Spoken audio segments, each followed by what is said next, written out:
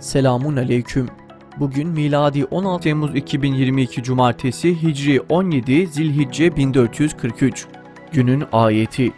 Ki onlar benim ayetlerime iman edenler ve Müslüman olanlardır. Günün hadisi. Affetmekten dolayı Allah Teala kulunu izzet yönünden yükselir. Hiçbir kul yoktur ki Allah için tevazu göstersin de Allah onu yüceltmesin. Tarihten haberdar olmak için tarihte bugün neler yaşandı hep birlikte bakalım. 622. Hz. Muhammed sallallahu aleyhi ve sellem ve beraberindeki Müslümanlar hicretlerini tamamlayıp Medine'ye vardılar. Bu tarih Hicri takvimin başlangıcı oldu. Hicretle beraber İslam devletinde gizlilik ve baskılar dönemi bitmiş, devletleşme süreci başlamıştır. 1394. Fransa Kralı 6. Charles, Yahudilerin Fransa'dan kovulması için emir verdi. Ortaçağ Avrupa'sında Yahudiler istenmeyen halk olmuş ve hiçbir Avrupa devleti onları topraklarında barındırmayı kabul etmemişti. Akdeniz'in ortasında ölüme terk edilen Yahudi kitlelerini İslam ümmetini temsil eden Osmanlı Devleti kabul etmiş, onlara yer vermiş ve onlara serbestçe yaşama hakkı tanımıştır. 1979.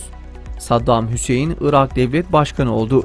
Saddam Hüseyin, laik Arap milliyetçiliğini, ekonomik modernizasyonu ve Arap sosyalizmini benimseyen Baas Partisi'nin ileri gelen bir üyesi olarak, partisini iktidara getiren 1968'deki darbede önemli bir rol oynamıştır. 1979'da iktidar olan Saddam, 1980 yılında 8 yıl sürecek İran-Irak Savaşı'nın başlamasına neden olmuştur. 16 Mart 1988'de tarihe Halepçe katliamı olarak geçen Kürtlere karşı kimyasal silah kullanımına izin vermiştir. 1993. Sivas Madımak Oteli'nde 37 kişiyi yakarak öldürmek iddiasıyla rastgele gözaltına alınan 157 kişiden 91'i sadece protesto gösterisine katılmaları delil gösterilerek tutuklandı. 1997. TSK'ya casus soktuğu iddia edilen Bülent Orakoğlu tutuklandı. Bülent Orakoğlu, zabıta olarak başladığı emniyet görevinde Emniyet İstihbarat Daire Başkanlığı'na kadar yükseldi. Bülent Orakoğlu'nun neden bu şekilde ve kısa sürede görevde yükseldiğini bilmiyoruz.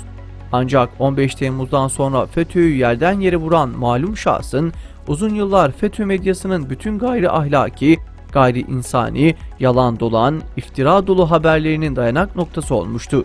Bülent Orakoğlu tutuklandı. 2014.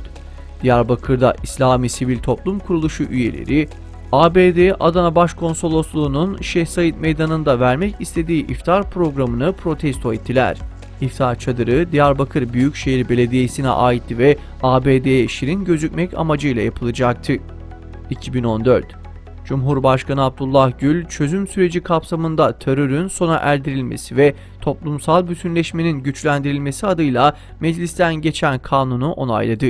Çözüm süreciyle başlatılan girişim daha sonra fiyaskoyla sonuçlanacaktı. 2016.